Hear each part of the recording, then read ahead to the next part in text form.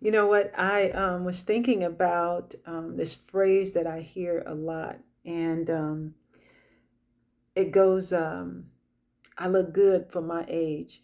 And I remember that my mom I took her to one of her appointments, and the doctor's like, "Oh, you're doing good, for your age." And then I just thought, like, yeah, I hear that a lot, but what does that really mean? Like, for one, it kind of insinuates that you're comparing yourself. And we know that comparison is not good, that it leads you to the wrong destination, it keeps you living the wrong life because we're all individuals. Like, once we start comparing, that's when we get off track from where we should be focused, which is God. And then from focusing on God, He then shows us how we learn how we really are, who we really are. And so if we're comparing, making comparisons, then we're not looking at what we need to look at, and that is ourselves in relation to God's truth, a reflection of Him and how we are to operate, where we should be individually.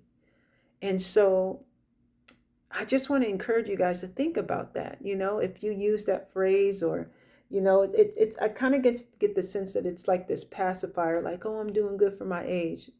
Yeah, but are you doing good for where you should be optimally? And the other thing is that if we compare ourselves to the standard, that's a very low standard because the general population in the US sick, is sick.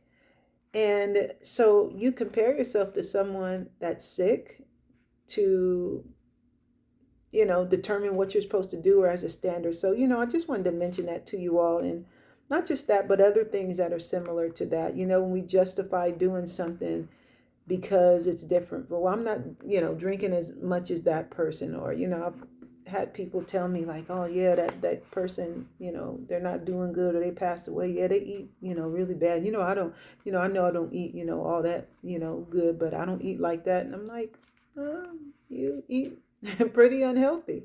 And it's not even about comparing it to someone else, but it's about you eating healthy based on what you know. Like, we're required, responsible, to do what we know to do. Like, a baby isn't responsible for getting a driver's license. But if you have taken the test, the driver's test, and you've gotten behind the wheel and you've done all these things within a car, well, we probably expect for you to be able to follow the traffic rules and drive properly. That's an expectation for a human to be able to walk and do certain things. And so we miss out on our true development when we compare, and that's what that statement reminds me of. So you all, let's just take some time to pause and really consider why we're saying what we're saying. We don't need to make excuses. Sometimes we say things because we want to feel better. And how can we really become ourselves? And if we can't become ourselves, we'll always get worse and worse because we're looking at something else. Like, if I need if I cut myself and I need to put a certain balm or something on there, or address it in some way, if I'm looking at somebody else's arm saying, oh, wow, their arm is, well, how can I address what I actually need if I'm looking over there? And that's the same thing. When we're looking at something else, we end up belittling the value that we have. And most importantly, we're not accurately seeing where we're at. And how can I give myself what I need and get what I need from God if I'm not focused on myself? I'm not going to drink the amount of water that somebody else needs. I'm going to drink the amount of water that I need. And so this is really what's really important about that. You're not thinking negatively about someone, not thinking lower or higher of yourself, but just accurately, just accurately. If you go to school and you say, hey, well, I've taken this class, and this class, and so now I want to take this class next, if that's the steps you need to take.